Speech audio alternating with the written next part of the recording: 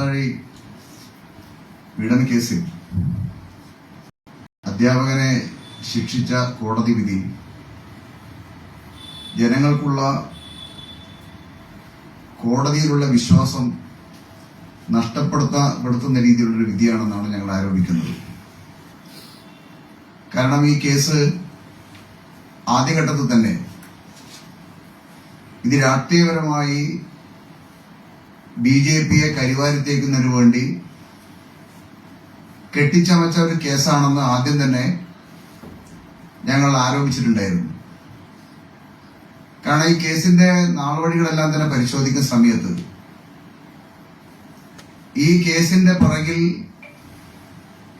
അല്ലെങ്കിൽ ഈ കേസ് BJPയുടെ ഒരു നേതാവിനെതിരെ ഇത്തരത്തിലുള്ള ആരോപണം കെട്ടിച്ചമച്ചതിൽ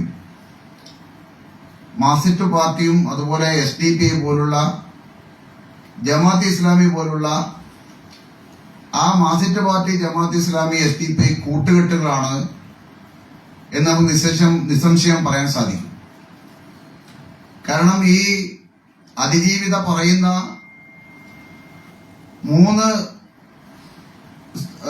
മൂന്ന് പ്രാവശ്യമായി ഈ കുട്ടിയെ അധ്യാപകൻ പീഡിപ്പിച്ചു എന്നാണ് അതിജീവിത പറഞ്ഞ മൊഴി പറഞ്ഞിരിക്കുന്നത്.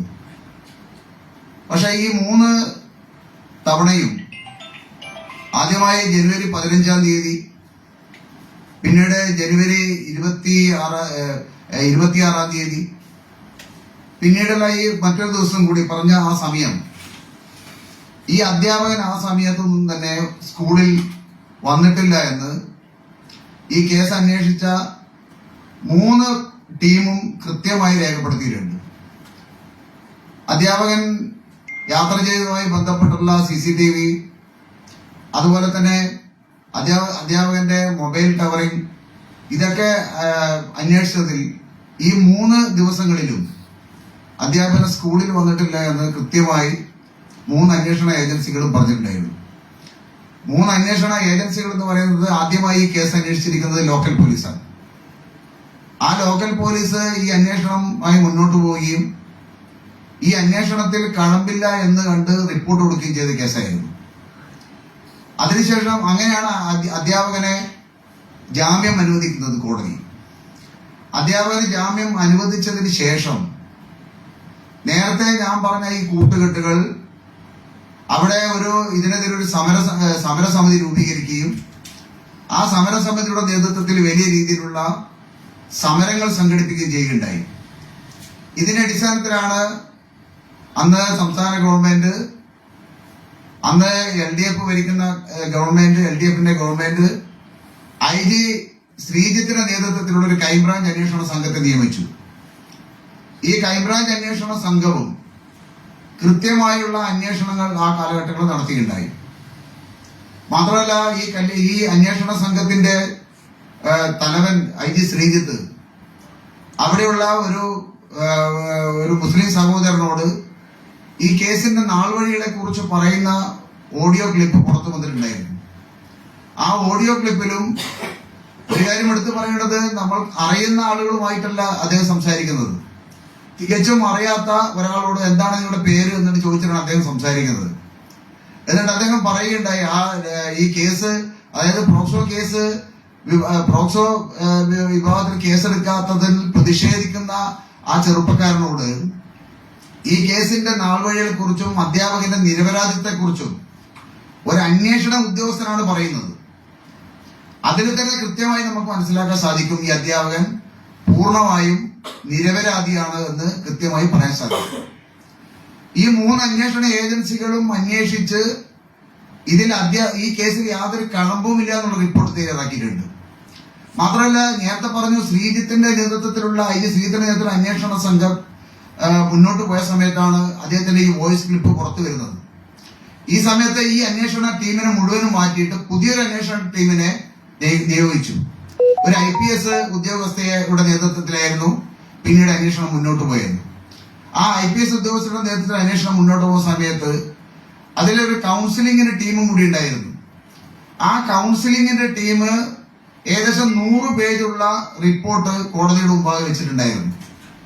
അതിലും കൃത്യമായി പറഞ്ഞിട്ടുണ്ടായിരുന്നു ഈ കുട്ടി പരസ്പര വിരുദ്ധമായ കാര്യങ്ങളാണ് പറഞ്ഞുകൊണ്ടിരിക്കുന്നത് എന്ന് അവരും ആ അന്വേഷണ റിപ്പോർട്ടിൽ പറഞ്ഞിട്ടുണ്ടായിരുന്നു.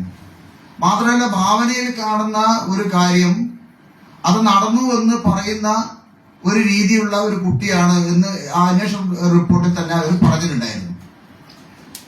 പിന്നീട് ഈ കേസ് 3 ടീമും കോടതിയുടെ മുമ്പിൽ ഈ അധ്യാപകൻ ഈ കേസുമായി യാതൊരു ബന്ധവുമില്ല എന്ന് പറഞ്ഞതിന്റെ അടിസ്ഥാനത്തിൽ വീണ്ടും ഒരു 4ാമത് ടീമിനെ നിശ്ചയിക്കുകയാണ്.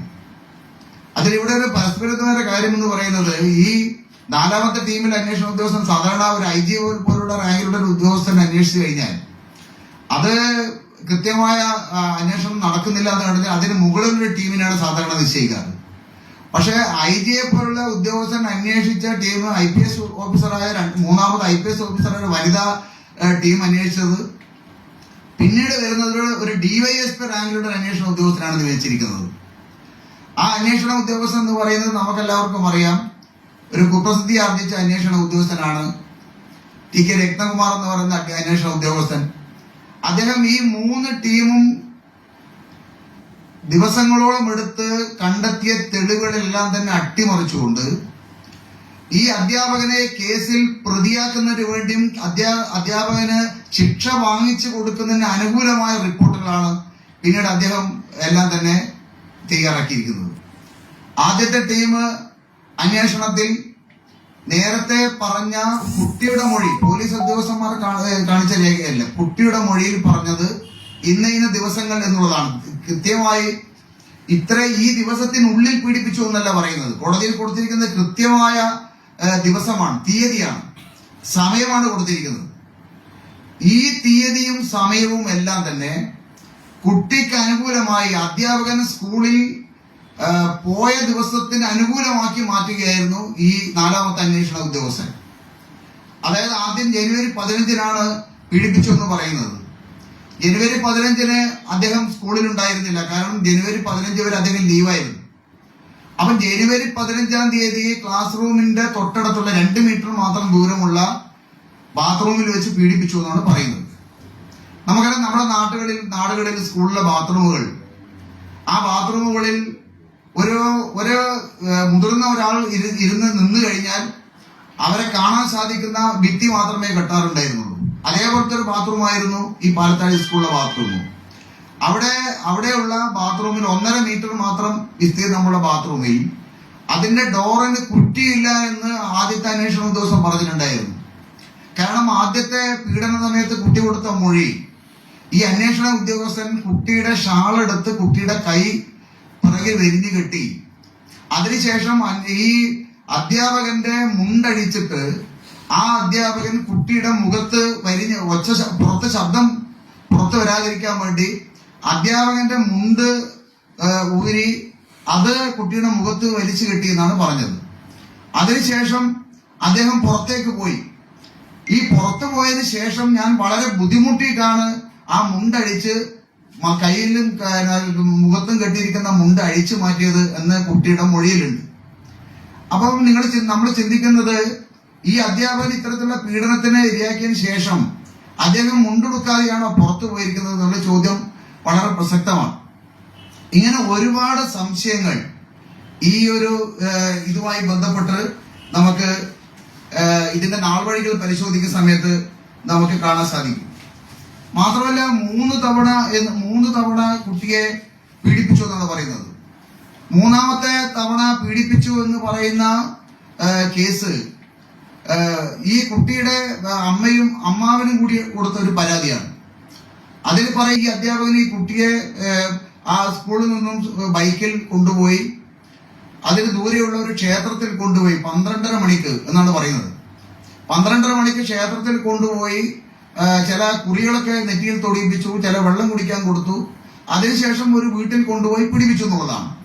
നമ്മുടെ നാട്ടിൻപുറത്ത് 12:30 മണിക്ക് ഈ ക്ഷേത്ര ദർശനമുള്ള അടുത്തൊന്നും 12:30 മണിക്ക് നടന്നു തുറക്കുന്ന ക്ഷേത്രങ്ങളൊന്നും തന്നെ അടുത്തൊന്നും നമ്മുടെ പ്രദേശത്തില്ല.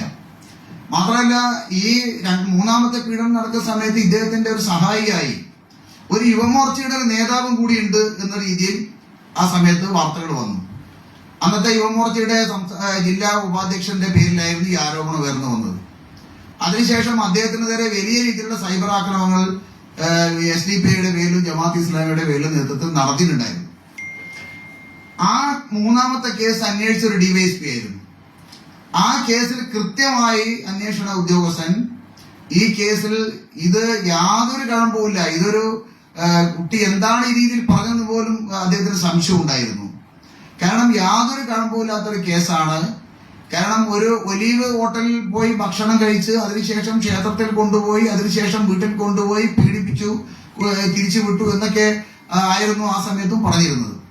അപ്പൊ ഈ 3 കേസും അന്വേഷിച്ച അന്വേഷണ ഉദ്യോഗസ്ഥന്മാർ ഈ കേസിലൊന്നും തന്നെ ഈ കുട്ടി പറയുന്ന രീതിയിലുള്ള ഒരു പീഡനം നടന്നതായി കാണിച്ചിട്ടില്ല. പക്ഷെ കോടതി ഈ കേസിൽ ഒരു ഭീകരമായ വിധി വേണമെങ്കിൽ നമുക്ക് പറയാൻ സാധിക്കും. 40 വർഷം ജീവപര്യന്തം ശിക്ഷയാണ് ഈ അധ്യാപകന് കൊടുത്തിരിക്കുന്നത്. നമുക്കറിയാം, നമ്മുടെ നീതിപീഠത്തിന് മുമ്പിൽ 1000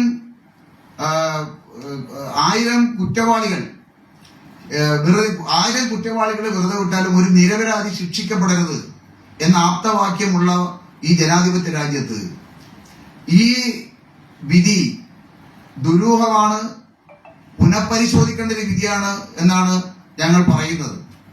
കാരണം ഇതിന് ഒരുപാട് സംശയത്തിന് ഇടം നൽകുന്ന ഒരു വിധിയാണ്. കാരണം ദിവസങ്ങളോളം മാസങ്ങളോളം വാദം കേട്ട ഡെസ്ക് അല്ല, അല്ലെ കോടതിയല്ല വിധി പറഞ്ഞിരിക്കുന്നത് എന്നുള്ളത് ഇതിന് വൈരുദ്ധ്യമാണ്. മാസങ്ങളോളം ഈ കേസിന്റെ ഓരോ കാര്യങ്ങളും ചർച്ച ചെയ്ത് തലമുടി കീഴി പരിശോധിച്ച കോടതിയല്ല ഇതിൽ വിധി പറഞ്ഞിരിക്കുന്നത്. അതുകൊണ്ട് തന്നെ ഒരു ദുരൂഹതയുണ്ട്. അപ്പൊ ഇതൊക്കെ പരിശോധിക്കുന്ന സമയത്ത് ഇത് BJPക്കെതിരെ SDPI പോലുള്ള ജമാഅത്ത് ഇസ്ലാമി പോലുള്ള ആ മാർക്സിസ്റ്റ് പാർട്ടിയുടെ ഈ കൂട്ടുകെട്ടുകൾ BJPക്കെതിരെ ആ 2020 തെരഞ്ഞെടുപ്പിന്റെ സമയത്ത് ഉണ്ടാക്കിയിരിക്കുന്ന ഒരു കള്ളക്കേസാണ് എന്ന് കൃത്യമായി നമുക്ക് പറയാൻ സാധിക്കും.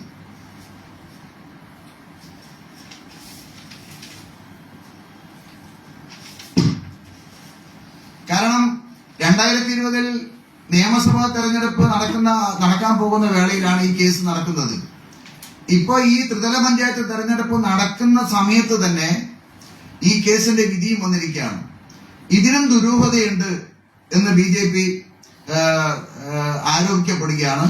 കാരണം ഈ കേസിൽ BJPയെ സംബന്ധിച്ചോളം ഒരു കുട്ടിക്ക് ഇത്തരത്തിലുള്ള പീഡനം നടത്തുന്നുണ്ടെങ്കിൽ ആ കുറ്റവാളിയെ ശിക്ഷിക്കപ്പെടേണ്ടത് ആവശ്യം തന്നെയാണ്. പക്ഷെ അത് കുറ്റവാളിയാണോ അയാൾ നിരപരാധിയാണോ എന്ന് പരിശോധിക്കേണ്ടതുണ്ട്.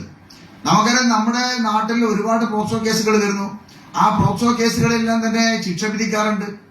ഇത് രാഷ്ട്രീയ പ്രേരിതമാണ് എന്ന് പറയാൻ കാരണം ഈ കേസിന്റെ ശിക്ഷ വിധിച്ച ദിവസം അന്ന് ഈ SDPI പോലുള്ള ജമാഅത്ത് ഇസ്ലാമി പോലുള്ള തീവ്രവാദ സംഘടനകൾ ഈ പാലത്താഴി മേഖലകളിൽ വലിയ രീതിയിലുള്ള ആഘോഷ പ്രകടനം നടത്തുകയും മധുരപലഹാര വിതരണം നടത്തുകയും പടക്കം പൊട്ടിക്കുകയും ചെയ്തിട്ടുണ്ട്. ഒരു BJP ഓഫീസിന് നേരെ ബോംബെറിഞ്ഞ് പരിക്ക് പോലും പറ്റിയിട്ടുണ്ട്. അപ്പൊ ഈ ഒരു കാര്യം തന്നെ മതി ഇതിന്റെ പുറകിൽ വലിയ രീതിയിലുള്ള ആസൂത്രിതമായ BJPയെ അല്ലെങ്കിൽ സംഘപരിവാർ പ്രസ്ഥാനത്തെ കരിവാരി തേക്കുന്നതിന് വേണ്ടിയുള്ള ആസൂത്രിതമായ സംഭവങ്ങൾ നടന്നിട്ടുണ്ട് എന്ന് നമുക്ക് കൃത്യമായി പറയാൻ സാധിക്കും. ഈ അന്വേഷണ ഉദ്യോഗസ്ഥൻ, ഞാൻ നേരത്തെ പറഞ്ഞ അന്വേഷണ ഉദ്യോഗസ്ഥൻ എന്ന് പറയുന്നത് TK രത്നകുമാർ, അദ്ദേഹം പല കേസുകളിലും CPMന് അനുകൂലമായി പല കേസുകളും മാറ്റിമറിച്ച ഒരു പോലീസ് ഉദ്യോഗസ്ഥനാണ്. ഇദ്ദേഹം ഇന്ന് റിട്ടയർമെന്റ് ചെയ്തു. പക്ഷെ ഇദ്ദേഹത്തെ ഇന്ന് സഖാവ് TK രത്നകുമാർ എന്ന് നമുക്ക് പറയാൻ സാധിക്കും. കാരണം അദ്ദേഹം ശ്രീകണ്ഠാപുരം നഗരസഭയിലെ കോട്ടൂർ എന്ന് പറയുന്ന വാർഡിൽ CPMന്റെ സ്ഥാനാർത്ഥിയായിട്ട് മത്സരിക്കുകയാണ്. അതുകൊണ്ട് തന്നെയാണ് ഇദ്ദേഹം മുൻപ് നടന്ന പല കേസുകളും BJPക്കെതിരെ അല്ലെങ്കിൽ CPMന് അനുകൂലമായി കേസ് മാറ്റിയ സംഭവം പോലും നടന്നിട്ടുണ്ട്. നമുക്കറിയാം, ഈ മുഴപ്പിലങ്ങാട് സൂരജിന്റെ വധവുമായി ബന്ധപ്പെട്ട്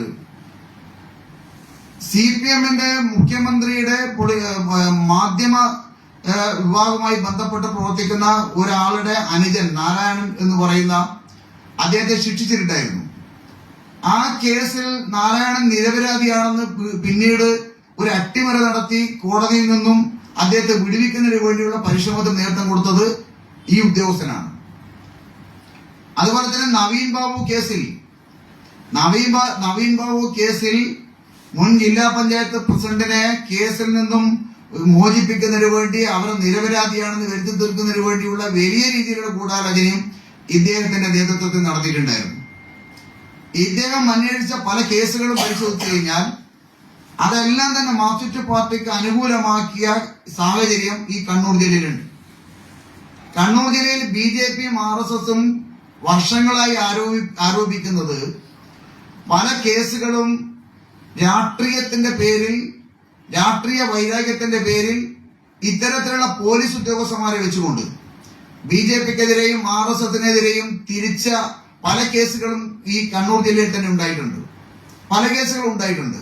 ഇപ്പൊ ജയകൃഷ്ണ മാഷ കൊലയപ്പെടുന്ന സമയത്ത് കൊലപ്പെടുത്തുന്നതിന് മുമ്പേ തന്നെ പാനൂർ സ്റ്റേഷനിൽ CIയെ മാറ്റി, പാനൂരിലെ DYSPയെ മാറ്റി, അതുപോലെ തന്നെ SP-യെ പോലും CPM അനുകൂലമായി ചിന്തിക്കുന്ന ആളുകളെ മാറ്റിയ ശേഷമാണ് ജയകൃഷ്ണ മാഷ കൊലപ്പെടുന്നത്.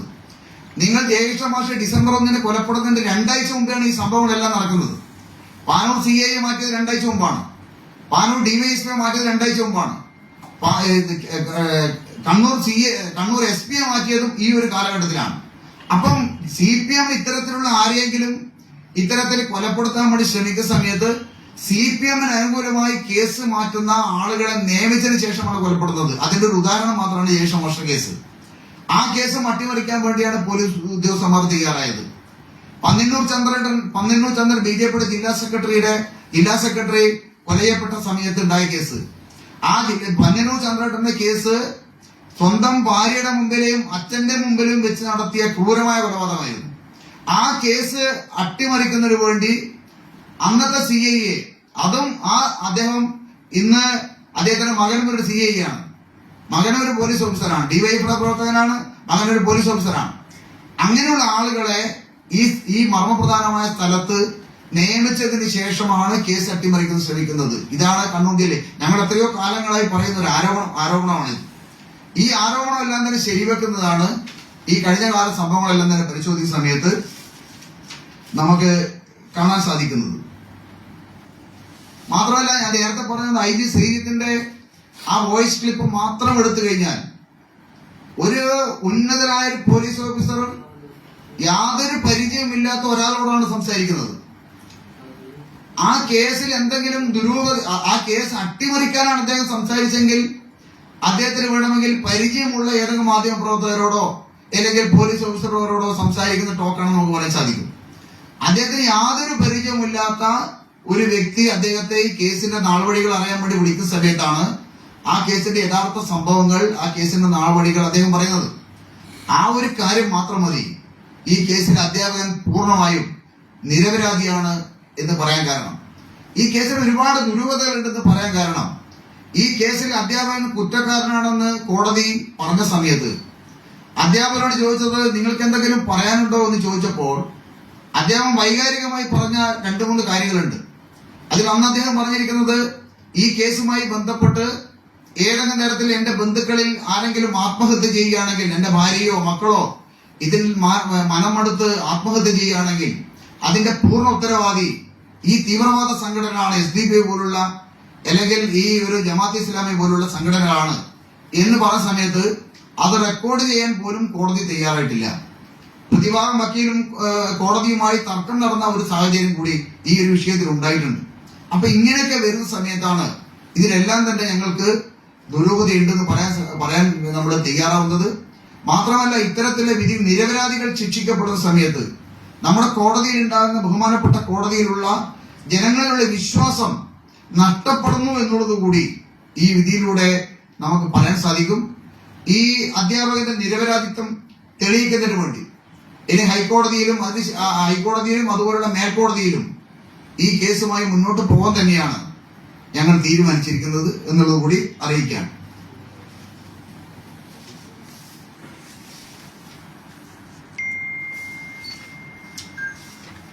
ഈ അധ്യാപകന്റെ നിരപരാധിത്വം പാർട്ടിക്ക് ബോധ്യമായ സ്ഥിതിക്ക് രാഷ്ട്രീയപരമായും നിയമപരമായും പിന്തുണ അധ്യാപനം കൊടുക്കും. ഞാൻ പറഞ്ഞില്ലേ, നമുക്ക് ആദ്യം തന്നെ ഈ അധ്യാപകനെതിരെ അത്തരത്തിലുള്ള ഒരു ആരോപണങ്ങളും ഇതിനു മുമ്പ് ഉണ്ടായിട്ടില്ല. അതുകൊണ്ട് തന്നെ ഈ കേസിന്റെ പ്രാരംഭഘട്ടത്തിൽ തന്നെ ഈ അധ്യാപകന് വേണ്ടിയുള്ള സഹായങ്ങൾ ഞങ്ങൾ ചെയ്തു കൊടുത്തിട്ടുണ്ടായിരുന്നു. കാരണം ഈ കേസിൽ അധ്യാപകൻ നിരപരാധിയാണെന്ന് ഞങ്ങൾക്ക് ബോധ്യപ്പെട്ടിട്ടുണ്ട്. ഈ അന്വേഷണ ഉദ്യോഗസ്ഥന്മാരും എല്ലാം തന്നെ പറഞ്ഞിരിക്കുന്നത് ഈ അധ്യാപകൻ നിരപരാധിയാണെന്നുള്ളതാണ്.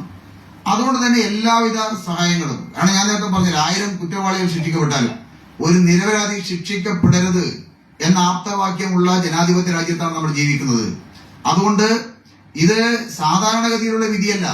ഒരു മനുഷ്യന്റെ ജീവിതകാലം വരെ, മരണം വരെയുള്ള ശിക്ഷയാണ് കോടതി കൊടുത്തിരിക്കുന്നത്. 40 വർഷമാണ് ശിക്ഷ കൊടുത്തിരിക്കുന്നത്.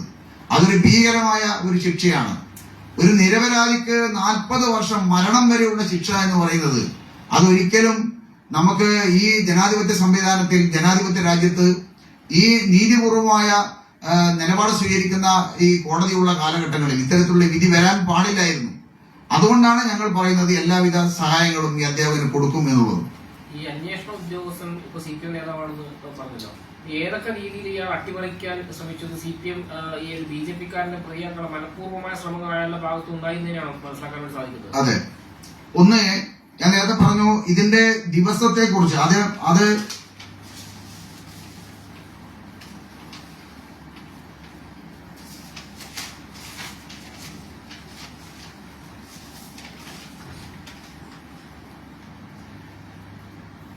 അതായത് ഈ കേസ് ആദ്യം ജനുവരി 15-ാം തീയതിയാണ് ആദ്യത്തെ സംഭവം നടക്കുന്നതാണ് പറഞ്ഞിരിക്കുന്നത്. രണ്ടാമത് പറഞ്ഞത് ജനുവരി 26-ാം തീയതി റിപ്പബ്ലിക് ദിനത്തിലാണ് സംഭവം നടക്കുന്നത് പറഞ്ഞു. മൂന്നാമത് ഫെബ്രുവരി 2 എന്നുള്ളതാണ്. ഈ 3 ദിവസങ്ങളിൽ നമുക്കറിയാം, ഇന്നത്തെ നമ്മുടെ പുതിയ ടെക്നോളജി ഉപയോഗപ്പെടുത്തിക്കൊണ്ട് നമ്മൾ എവിടെയാണ് എന്നുള്ളത് നമ്മുടെ മൊബൈൽ ടവർ പരിശോധിച്ചാൽ മനസ്സിലാക്കാൻ സാധിക്കും. പോലീസ് ആ പ്രദേശത്തുള്ള CCTV-യും അതുപോലെ തന്നെ ഈ അധ്യാപകന്റെ കോൾ ഡീറ്റെയിൽസും അന്ന് തന്നെ പോലീസ് ലൊക്കേഷൻ എല്ലാം തന്നെ പോലീസ് പരിശോധിച്ചിട്ടുണ്ടായിരുന്നു. ഈ 3 ദിവസം അദ്ദേഹം ഇവിടെ വന്നിട്ടുണ്ടായിരുന്നില്ല. അതാണ് ഒന്ന്. ഒരു കാര്യത്തിൽ ഇദ്ദേഹം അധ്യാപകൻ ക്ലാസ്സിലുള്ള സമയത്താണ് ഈ പീഡനം നടന്നു എന്ന് വരുത്തി തീർക്കുന്നതിന് വേണ്ടി ഈ തീയതിയും സമയവും ഇദ്ദേഹം മാറ്റി. രണ്ടാമത്തത്, ബാത്റൂം ആദ്യം പീഡിപ്പിക്കപ്പെട്ടു എന്ന് പറയുന്ന ബാത്റൂമിൽ ഡോറിന് കുളത്തുണ്ടായിരുന്നില്ല. അതുകൊണ്ട് കുളത്തുള്ള ഒരു ബാത്റൂമിലാണ് ഈ സംഭവം നടന്നു എന്ന് പറയുന്നതിലേക്ക് മാറ്റി. മറ്റൊന്ന്, ഈ ബാത്റൂമിൽ വെച്ച് ബ്ലഡിന്റെ രക്തക്കറ കണ്ടിട്ടുണ്ട് എന്നാണ് പറഞ്ഞിരിക്കുന്നത്. ആദ്യത്തെ അന്വേഷണ ഉദ്യോഗസ്ഥന്മാർ മാസങ്ങളോളം അന്വേഷിച്ചിട്ടും രക്തക്കറ കണ്ടുപിടിക്കുന്ന ഒരു റിപ്പോർട്ട് അവിടെ പറഞ്ഞിട്ടില്ല. പക്ഷേ ഞങ്ങൾ സംശയിക്കുന്നത് ഈ കുട്ടിയുടെ ബ്ലഡ് സിറിഞ്ചിലെടുത്ത് വളരെ ആസൂത്രിതമായി ഈ കേസ് അധ്യാപകരെ തിരിക്കുന്നതിന് വേണ്ടി ഈ ബാത്റൂമിന്റെ ടൈലിൽ ഈ ബ്ലഡ് അവിടെ നിക്ഷേപിച്ചു എന്നുള്ളതാണ് ഞങ്ങൾക്ക് സംശയിക്കുന്നത്. അതാണ് മറ്റൊരു കാര്യം.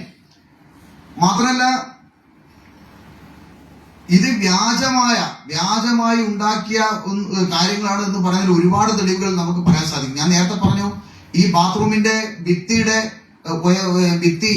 ഒരാൾക്ക് നിന്ന് കഴിഞ്ഞാൽ നമുക്ക് കാണാൻ സാധിക്കും. പത്മരാജൻ മാസ്റ്റർ പോലുള്ള ആളുകൾ നിന്ന് കഴിഞ്ഞാൽ അദ്ദേഹത്തിന്റെ അരഭാഗത്തിന് മുകളിലേക്ക് കാണാൻ സാധിക്കുന്ന ഭിത്തിയുടെ ഉയരം മാത്രമേ ആ ബാത്റൂമിൽ ഉണ്ടായിരുന്നുള്ളൂ. എന്നിട്ടും ഈ ബാത്റൂമിൽ വെച്ച് ഈ 2 സമയങ്ങളായി ഏകദേശം 1.5 മണിക്കൂർ നീണ്ടു നിൽക്കുന്ന രീതിയിൽ പീഡനം നടന്നുവെന്ന് പറയുന്നത്. അപ്പം ഇതെല്ലാം തന്നെ കുട്ടിയെ ഇതിലേക്ക് പ്രേരിപ്പിച്ച് ഈ അധ്യാപകന് ശിക്ഷ വാങ്ങിച്ചു കൊടുക്കുന്നതിന് വേണ്ടി തെറ്റായ രീതിയിൽ കുട്ടിയെ പ്രേരിപ്പിക്കുന്ന വലിയൊരു ഘടകം പുറത്തു നിൽക്കുന്നുണ്ട് എന്ന് നമുക്കിതിലൂടെ കാണാൻ സാധിക്കും.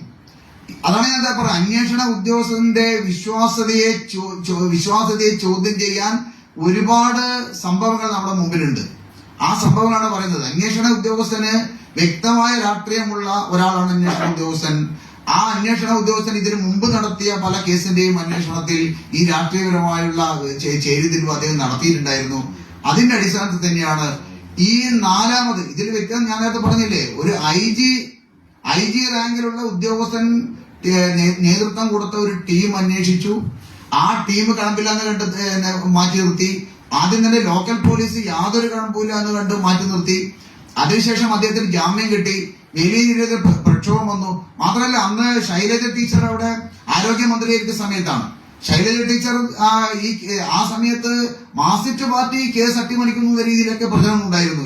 ഇത് SDP ഇവരുടെ മാർക്സിസ്റ്റ് പാർട്ടിയെ പ്രകോപിപ്പിക്കാൻ വേണ്ടി.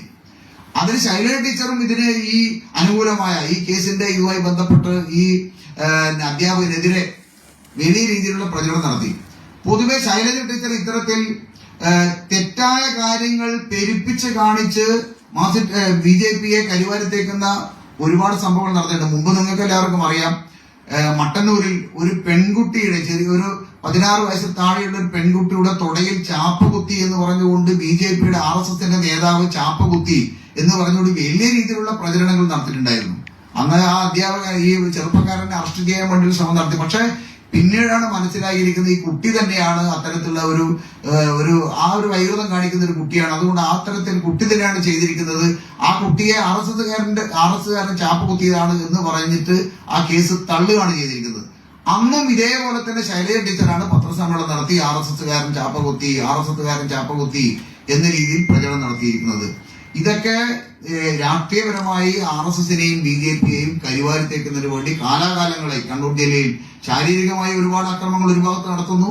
മറിച്ച് മറുഭാഗത്ത് ഈ ഇല്ലാത്ത തെറ്റായ കളവുകൾ പ്രചരിപ്പിച്ചുകൊണ്ട് RSSനെയും BJPയെയും കരിവാരിത്തേക്കുന്നതിന് വേണ്ടിയുള്ള പരിശ്രമങ്ങൾ ഒരുപാട് നടക്കും. ഇതാണ് മാർക്സിസ്റ്റ് പാർട്ടി കുറെ കാലങ്ങളായി നമ്മുടെ ജില്ലയിൽ നടത്തിക്കൊണ്ടിരിക്കുന്നത്. തീർച്ചയായും ഈ കേസിൽ ഞാൻ പറഞ്ഞില്ലേ 3 അന്വേഷണ ഏജൻസികൾ. കാരണം ഒരു IGF ഉള്ള അന്വേഷണ ഉദ്യോഗസ്ഥം അന്വേഷിച്ചിട്ട് അതിൽ കാണില്ലാന്ന് കണ്ട കേസ് 3-4 മാസം കഴിഞ്ഞിട്ട് എങ്ങനെയാണ് TK രത്നകുമാറിന് അവിടെ തെളിവ് കിട്ടുന്നത്? അപ്പം കൃത്യമായ തെളിവുകൾ സംഘടിപ്പിച്ച് മുൻപ് അന്വേഷണ ഉദ്യോഗസ്ഥന്മാർ നടത്തിയ എല്ലാ തെളിവുകളെയും അട്ടിമറിച്ചിട്ടാണ് ഈ കേസിൽ അധ്യാപകനെ ശിക്ഷിക്കുന്നതിന് അനുകൂലമായ തെളിവുകൾ ഉണ്ടാക്കിയിട്ടാണ് ഈ അധ്യാപകന് കോടതിയിൽ ശിക്ഷ വാങ്ങിച്ചു കൊടുക്കേണ്ട ഒരു സാഹചര്യം ഉണ്ടായത്. ഇത്രയും വലിയ ഒരു ശിക്ഷ വിധിക്കുമ്പോൾ അവിടെ പ്രോസിക്യൂഷന്റെ സമ്പൂർണ്ണ വിജയമാണ് കാണാൻ കഴിയുന്നത്. അപ്പം അഭിഭാഷകൻ പാടെ പരാജയപ്പെട്ടത് എന്തുകൊണ്ടാണ്? അഭിഭാഷകൻ വളരെ കൃത്യമായി ഈ കേസിൽ കൈകാര്യം ചെയ്തിട്ടുണ്ട്. കാരണം ഈ കേസിന്റെ നാൾവഴികൾ പരിശോധിച്ച സമയത്ത് കോടതി ഈ കേസിൽ ഈ അധ്യാപകനെ കുറ്റവിമുക്തമാക്കുന്ന രീതിയിലുള്ള എല്ലാ തെളിവുകളും ഹാജരാക്കാൻ പ്രതിഭാഗം അഭിഭാഷകന് സാധിച്ചിട്ടുണ്ട്.